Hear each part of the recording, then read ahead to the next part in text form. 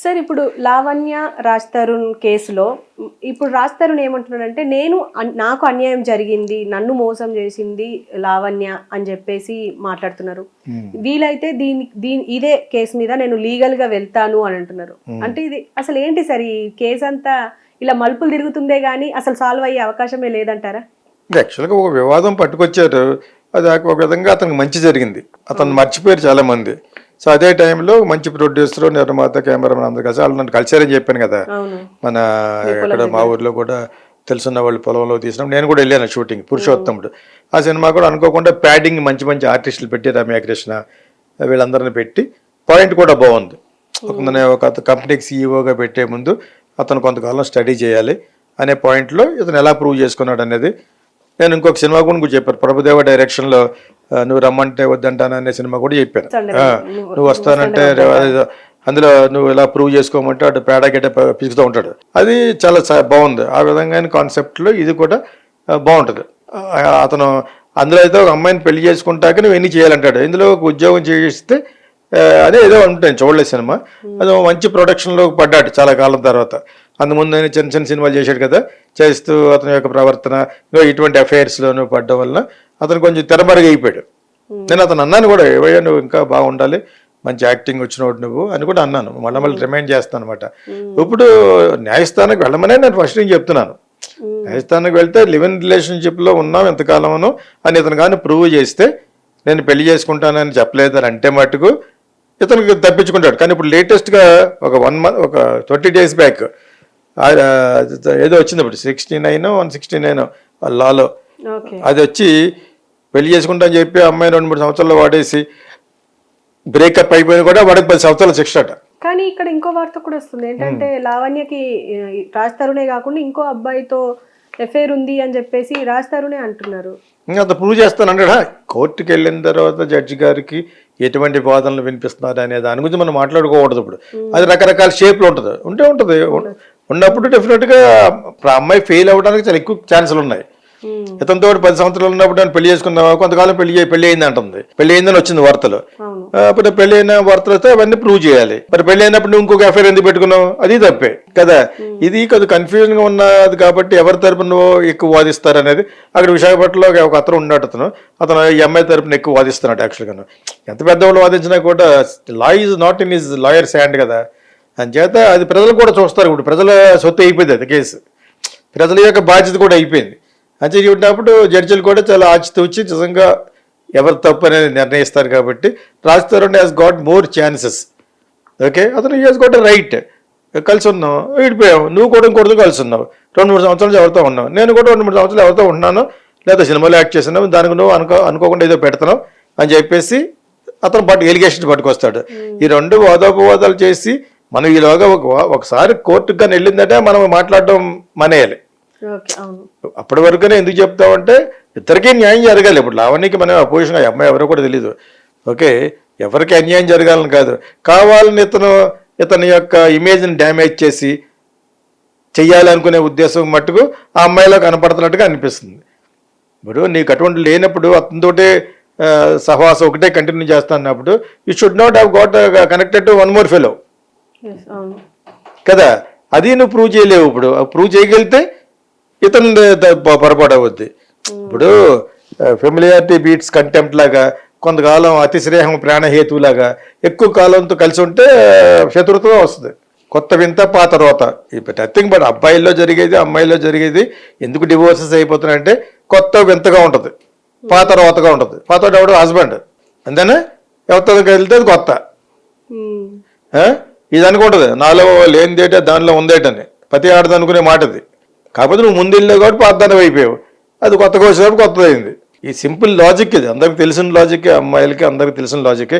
కానీ బ్రైండ్ అయిపోతారు నాకంటే గొప్ప. ఇప్పుడు చాలా మంది భార్యలు చాలా బాగుంటారు, కొంతమందికి ఈడెల్లో నల్లగా ఉన్నదని పట్టుంటాడు, ఆవిడకి ఎలా ఉంటుంది కదా, ఈడంత ఎదవలేదు అనుకుంటుంది. చాలా మందిలో జరిగే ఇది యాక్చువల్గానే. అదంతే, అదే సృష్టి రహస్యం ఏంటంటే కొత్త వింత పాత రోత. People will fall for a new one, something new. పాత అయ్యేటప్పటికి వాళ్ళు దెబ్బలాడుకున్న గొడవలు అన్నీ గుర్తొస్తూ ఉంటాయి. సో షీ విల్ బికమ్ తన కురూపులా కనిపిస్తూ ఉంటుంది ఎంత అందంగా ఉన్న భార్య కూడా. So there are so many reasons for a man to get separated or a woman to get separated. అందుకనే లివ్ ఇన్ రిలేషన్షిప్ ఎంతవరకు న్యాయం అనేది ఇప్పుడు కొత్తగా వచ్చిన లానే దీన్ని జోడించి చెప్పాలి లాయర్స్.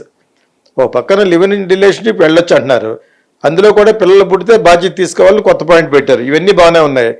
మళ్ళా లివ్ ఇన్ రిలేషన్షిప్లో ఉన్నప్పుడు వాడు విడిపోతే బ్రేక్ చేస్తే 10 సంవత్సరాల మగవాడికి శిక్ష ఏంటి అంటే కోర్టులోనే దెర్ ఈస్ అ కాంట్రడిక్షన్. అది తేలాలి. నేను యాక్చువల్గా I wanted to ask very big lawyers, break అయిపోతే 10 సంవత్సరాలు ఏంటి? బ్రేక్ ఆ అమ్మాయి వాళ్ళు కూడా అవ్వచ్చు. ఎవరి గురించి అవ్వద్దో చూసుకోకుండా అబ్బాయికి భగవాడికి ఒక్కడికే శిక్ష ఏంటి? ఆడదానికి న్యాయం చేస్తానని చెప్పేసి బ్లైండ్గా ఇటువంటి లాలు పట్టుకొస్తే ఇంకప్పుడు what is the meaning of live in relationship? కలిసి బతకడం అనే దానికి అర్థం ఏంటండి? నన్ను 4 సంవత్సరాలు పోతారండి, 10 విడిపోతారు, అది సడన్గా కోర్టుకి వెళ్తుంది. నేను ఒక కేసు చూశాను యూట్యూబ్లోనే, 6 హస్బెండ్లు మార్చిందట ప్రతి 5 నెలలకోసారి. 5 నెలలకోసారి ఒక హస్బెండ్ని చేసేసి ఆడి మీద కేసు చేస్తాను, నాకు ఇది భరణం వస్తుందని. ఇలా ఇంకోటి పెళ్లి చేసుకుంటుందట. అలాగే జడ్జికి బాగా ఎక్కిపోయింది, అంటే రమ్మన్నాడు సీన్లోకి. తర్వాత 6 రప్పించండి అన్నారట. ఎవరెవరు ఎందుకు విడిపోయారో కనుక్కుంటాం, ఎంతకాల వ్యవధిలో ఈ అమ్మాయి కొత్త వాడిని పట్టుకుందని. ఇది రివర్స్ అనమాట, మగవాళ్ళ కాకుండా అందరి దగ్గర డబ్బు ఉన్నవాడిని పట్టుకుంటుంది. సో అంచేతకి ఎవరైనా కొత్త లా పెట్టినప్పుడు ఒక పక్కన లివ్ ఇన్ రిలేషన్షిప్ ఓకే అన్నప్పుడు ఎంతవరకు ఓకే? బ్రేక్ చెప్తాడు, తను బ్రేక్ చెప్తే ఎవరు చెప్పిందని తెలుసుకోవాలి. వెంటనే అది మళ్ళీ కోర్టుకు వెళ్ళిపోయి మగోడికి శిక్ష పడుతుంది కదా అని చెప్పేసి నన్ను బాగా వాడేసుకున్నాడు అండి, డే అండ్ నైట్, ఇప్పుడు నన్ను వదిలేశాడు అది కేసు పెడితే ఆడిన 10 రోజులు జైలు పెడతారట. నాకు అర్థమైంది అది. ఇప్పుడు ఈ లివ్ ఇన్ రిలేషన్షిప్ అనేది లీగలైజ్ చేసినప్పుడు పిల్లలు పుడితే ఇద్దరు బాధ్యత తీసుకోవాలనే పాయింట్ బ్రహ్మాండంగా పెట్టారు కోర్టులో. లివ్ ఇన్ రిలేషన్ ఉన్నావు కదా అని చెప్పేసి పిల్లలకి అనేసి ఆ అమ్మాయి మీద వదిలేసి నువ్వు పారిపోవడానికి వీల్లేదు, ఇద్దరు సమానంగా బాధ్యత వహించాలి పుట్టిన పిల్లలకి అని చెప్పేసి అంత కోర్టు చాలా బాగుంది, మిగతా కంట్రీలలో కాకుండా. కానీ మళ్ళీ ఇదేం ఫిట్టింగ్? బ్రేకప్ చెప్తే అది పెద్ద టాక్ ఆఫ్ ద టౌన్ ఇప్పుడు ఇండియాలో. ఇంకా బ్రేక్ చెప్పకుండా ఎలా వెళ్తాడు? లివ్ ఇన్ రిలేషన్షిప్లో నెలలు ఉన్నాడో 2 నెలలు ఉన్నాడో 2 సంవత్సరాలు ఉన్నాడో, live in relationship is live in relationship. పిల్లలు పుడితే బాధ్యత ఉంటుంది, పిల్లలు లేరు కాబట్టి రామ్ నీకు భార్యకి తాళి కట్టిన భార్యకి ఇచ్చినట్టుగా అల్యూమినియం కింద ఇవ్వాల్సిన అవసరం లేదు, డబ్బులు తిరిగి నీకు నెలకింత ఇవ్వాల్సిన అవసరం లేదు, కోర్టుకు వెళ్ళవలసిన అవసరం లేదు. మరి అది అలా ఉన్నప్పుడు ఒక బ్రేకప్ చెప్తే దానికి 10 సంవత్సరాల శిక్ష ఏంటి? ఇది ఎవరన్నా క్లారిఫై చేస్తే I'll be very happy. Mainly law డిపార్ట్మెంట్లో ఉన్న పెద్ద లాయర్స్ ఎవరన్నా చెప్తే చాలా బాగుంటుంది. నేను మా వాళ్ళ ఇంటికి కూడా వెళ్ళి తెలుసుకుంటాను. What is that law came 69 అనుకుంటే ఏదో ఆర్టికల్ 16 ఏదో ఉంది. సో దాని ప్రకారంగా బ్రేకప్ ఆ విధంగా ఇతను చిక్కుల్లో పడే అవకాశం ఉంది. ఇప్పుడు ఆ అమ్మాయి కూడా చిక్కుల్లో పడే అవకాశం ఉంది. కానీ ఆ అమ్మాయి చేసిన పొరపాటు ఒకటి మట్టి ఇతను ప్రూవ్ చేస్తే, ఆ అమ్మాయి ఏదైతే నన్ను క్లెయిమ్ చేస్తుందో నిజంగా అది నిజమైతే ఇంకొకటితో ఉండకూడదు కదా, మరి అక్కడ వీక్ అయిపోద్ది మళ్ళీ. అంటే మనం ఏం పెద్ద జడ్జిలు ఏం కాదు కాబట్టి ఎగ్జాక్ట్గా జడ్జి గారు ఏం చెప్తాడు, హైకోర్టు ఏం చెబుద్దో, దాని తర్వాత సుప్రీంకోర్టుకి వెళ్తే ఏం జరుగుతుంది అనేది వీళ్ళ యొక్క తర్వాత వీళ్ళు పెట్టుకునే లాయర్స్, వాళ్ళు వాదించే అడ్వకేట్స్ ఉంటారు కదా, వాళ్ళ ఫిలాసఫీ ప్రకారంగా వాళ్ళు ఎలా చెప్తారనే దాని మీద ఉంటుంది.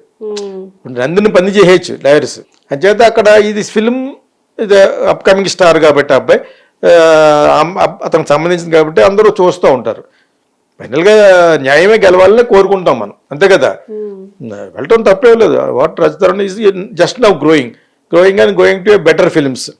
ఇప్పటివరకు చేసినవి కూడా మంచి నటుడు అని ప్రూవ్ చేసుకున్నాడు. కానీ ఇంకా ఇటువంటి కొంచెం బ్యాడ్ నేమ్ వచ్చే ప్రవర్తన చేశాడని కుర్రోడు.